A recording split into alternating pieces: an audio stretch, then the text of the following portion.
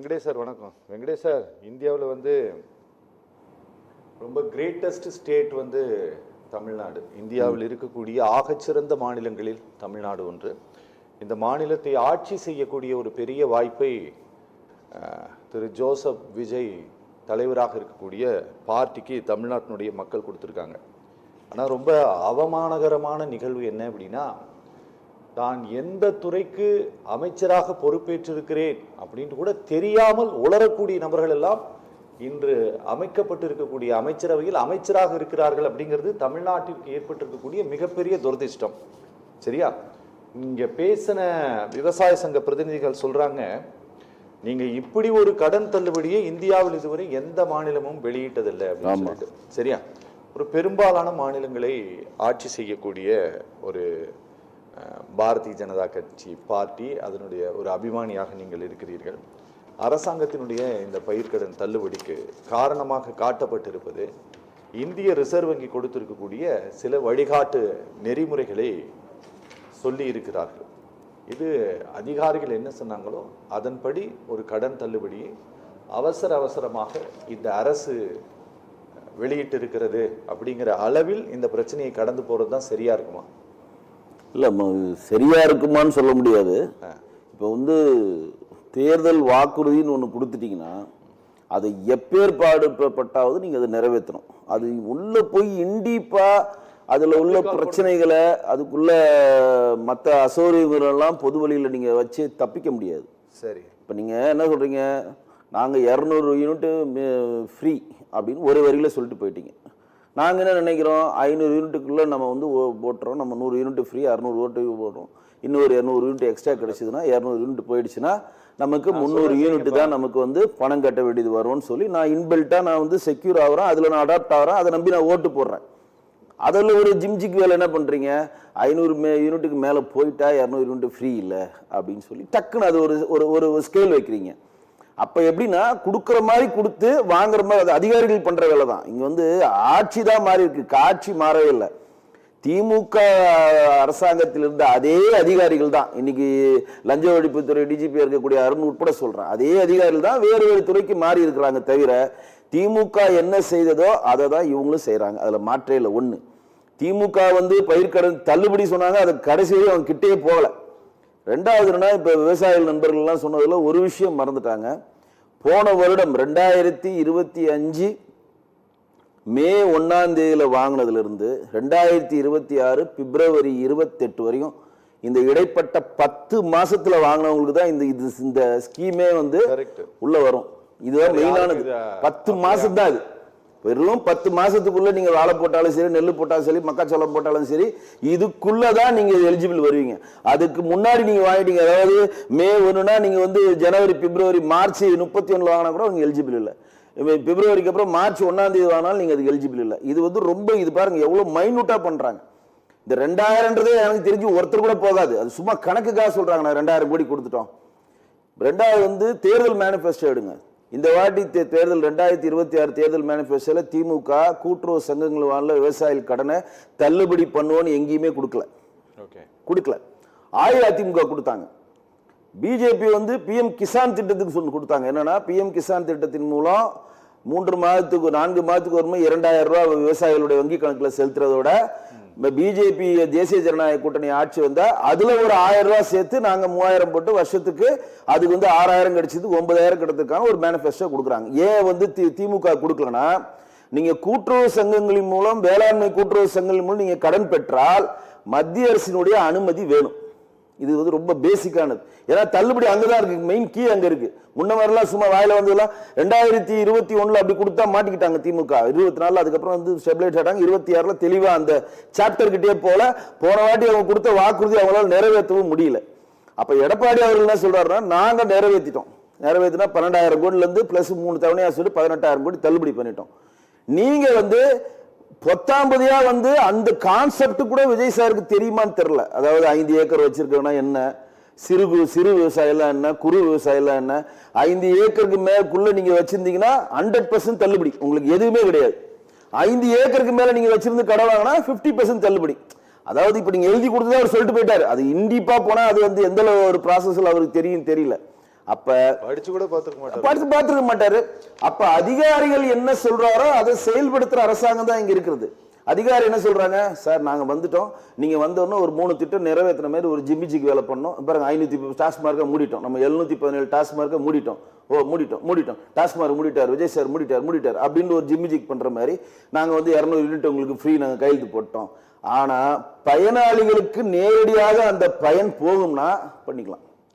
ரெண்டாவது, இவ்வளவு சீக்கிரம் இதை பண்ண வேண்டிய தேவையில்லை. அருமையா விவசாய சங்க தலைவர் சொன்னார், டைம் எடுத்துக்கங்க, ஃபுல்லா அனலைஸ் பண்ணுங்க, என்ன ஃபண்ட் சிச்சுவேஷன் கொண்டு வாங்க, சென்ட்ரல் கவர்மெண்ட் ஹெல்ப் கேளுங்க. நீங்க மத்திய அரசு ஹெல்ப் கேட்கலாம். எங்க அமித்ஷா தான் கூட்டுறவு சேர்த்து கவனிக்கிறார், அவர்கிட்ட ஹெல்ப் கேட்கலாம். சார் இந்த மாதிரி ப்ராசஸ்ல இருக்கு, இந்த மாதிரி மக்கள் அவதிப்பட்டிருக்காங்க, நீங்க உங்களுக்கு ஹெல்ப் பண்ணுங்கன்னு சொல்லி ஹெல்ப் கேட்கலாம்.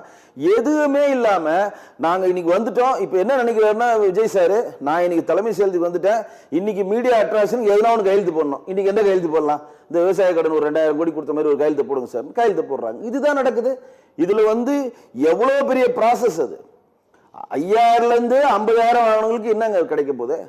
5000 இருந்து இது குறு 5 ஏக்கருக்கு மேல வச்சிருக்கவங்க குறு விவசாயிகளுக்கு வந்து 5000 இருந்து 25000, மற்றவர்களுக்கு வந்து 5000 இருந்து 50000னா ஒரு விவசாயியும் ஒரு வேளாண்மை கூட்டுறவு வங்கிகளை 2 லட்சம்ல இருந்து 3 லட்சம் குறைந்தபட்சம் கடன் வாங்கியிருப்பாங்க. குறைந்தபட்சம் வாங்கியிருப்பாங்க சார்.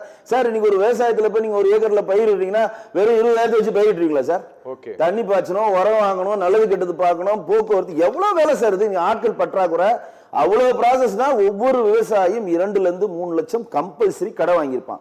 அப்ப நீங்க என்ன பண்றீங்க, ஓட்டு விவசாய பெருமக்கள்கிட்ட ஓட்டு பெறப்ப நீங்க 2 லட்சம் வாங்கியிருக்கீங்க, நீங்க வந்து சிறு விவசாயம் இருக்கீங்க, 5 ஏக்கருக்குள்ள இருக்கீங்க, 3 லட்சம் வாங்கியிருக்கீங்க. எல்லாரும் என்ன நினைக்கிறாங்கன்னா சிறு விவசாயிகள் வெறும் 20,000 கடன் தான் வாங்குவாங்க, 30,000 கடன் வாங்கினா என்ன 20,000 வாங்கி என்ன பண்ணுவாங்க? சிறு விவசாயிகளா இருந்தாலும் குறு விவசாயிகளா இருந்தாலும் 2 லட்சம் மேல 3 லட்சத்துக்கு முடியவர்கள் தான் சார் எல்லாருமே கடன் வாங்கியிருப்பாங்க. அப்ப நீங்க அவங்களுக்கு வந்து வெறும் 5000 இருந்து 25,000 தள்ளுபடி, வெறும் 5000 இருந்து 50,000 தள்ளுபடினா அதை அவங்க திருப்பியே கொடுத்துருவாங்க, நீங்களே வச்சுக்கங்கன்றுவாங்க. சார் சார் இது வந்து பார்லிமெண்ட்ல இந்திய நிதியமைச்சகம், இந்தியாவினுடைய விவசாய அமைச்சகம் கொடுத்திருக்கக்கூடிய பதில், அதான் நான் கேள்வி நம்பரோட குறிப்பிட்டு சொல்லியிருக்கிறேன். சார் உணவு உற்பத்தியில தமிழ்நாடு எப்படின்னா கடந்த காலங்களில் ஏடிஎம்கே ரெஜிம்லையும் சரி, டிஎம்கே ஆட்சி காலத்திலும் சரி, நிர்ணயிக்கப்பட்ட இலக்கை கடந்த உற்பத்தி, விவசாய நிலங்களுடைய பரப்பளவு விரிவாக்கம், எண்ணெய் உற்பத்தியில் சாதனை, கிருஷி கர்மான் அவார்டு, இப்படி பல விஷயங்களை சாதித்து கொண்டிருக்கக்கூடிய ஒரு மாநிலம் சார் இது. இவர்களுடைய முதல் அறிவிப்பிலேயே அரசு அமைந்த 10ஆம் தேதி பொறுப்பேற்று 15ஆம் தேதி 15 தினங்களில் இவர்கள் வெளியிட்டிருக்கக்கூடிய இந்த அறிவிப்பு ஒரு பெரிய சொதப்பலாக அமைந்து விட்டதா? இல்ல, அது சொதப்பல்னு சொல்றதை விட பல விவசாயிகளுடைய சாபத்தை திரு விஜய் சார் வாங்கியிருக்காரு அப்படின்னு தான் சொல்லுவோம். அது வந்து ஒரு இன்னும் ஒரு கல்லூரிகளா சொல்லணும், வைத்தெரிச்சல் பண்ணிட்டு அப்படிதான் சொல்லுவோம். ஏன் அப்படின்னா விவசாயிகள் இங்க வந்து பழமொழி தான் சொல்லுவாங்கல்ல, சேற்றில் காலை வைத்தாதான் சோற்றில் நீங்க கை வைக்க முடியும் அப்படின்றதுக்கு. நாட்டினுடைய முதுகெலும்பே விவசாயம், உங்களுக்கு தெரியும், இந்தியா விவசாய நாடு. ஸோ நம்ம என்ன ஸ்கீம் கொடுத்தாலும் அது விவசாயிகள் பயனுள்ளதாக தான் முதல்ல பண்ணணும், அதான் ப்ராசஸ்.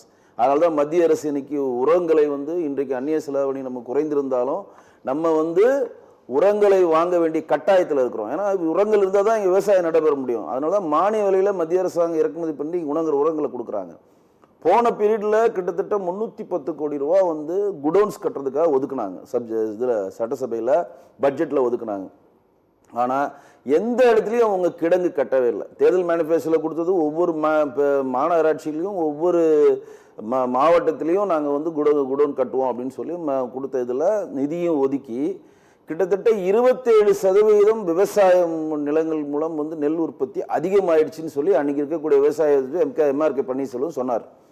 அதனால எங்களை எடை போட முடியல, கோணி பத்தல, ஊசி பத்தல, இதெல்லாம் ஒரு சில்லி காரணம் சொன்னா, லாரிக்கு பணம் கொடுக்கல அப்படின்னு சொல்லி மழை பெஞ்சி கிட்டத்தட்ட பல லட்சம் டன் நெல் விவசாயிகளுக்கு வந்து உற்பத்தி பண்ணியும் வீணானது உங்களுக்கே தெரியும். இது வந்து போன ஆட்சியில் நடந்தது. இதை தான் அவங்க எடுத்து அதிகாரிகள் இங்க இருக்க முதலமைச்சருக்கு சொல்லணும். என்ன சொல்லணும்?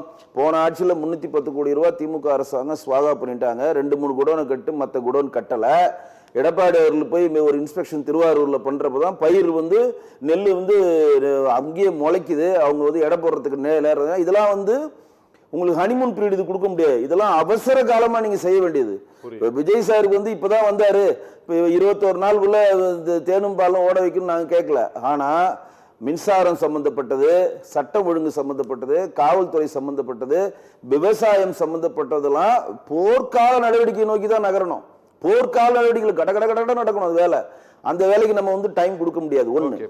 ரெண்டாவது வந்து இப்ப என்ன நினைக்கிறாங்கன்னா, இந்த முதலமைச்சர் வந்து எந்த இன்ஸ்டாகிராம் மூலமோ, எந்த ட்விட்டர் மூலமோ, எந்த டிஜிட்டல் மீடியா மூலமும் இந்த ஆட்சியை பிடித்திருக்கிறார்களோ, அதே டிஜிட்டல் மீடியால மக்களிடம் சென்றடைஞ்சு நாங்க எதனா ஒன்று பண்றதை திசை திருப்புற வேலை பண்றாங்க.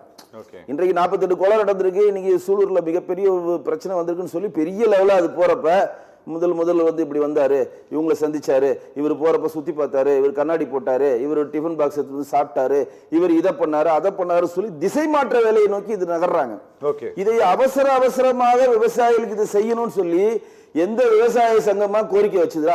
நீங்க ஆட்சிக்கு வந்துட்டீங்க உடனடியா இதை தள்ளுபடி பண்ணணும்னு கோரிக்கை வச்சாங்களா? ஏன்னா இந்த ப்ராசஸ் அவர் தெரிஞ்சுக்கிறதுக்கே 6 மாசம் ஆகுங்க. புரியுது.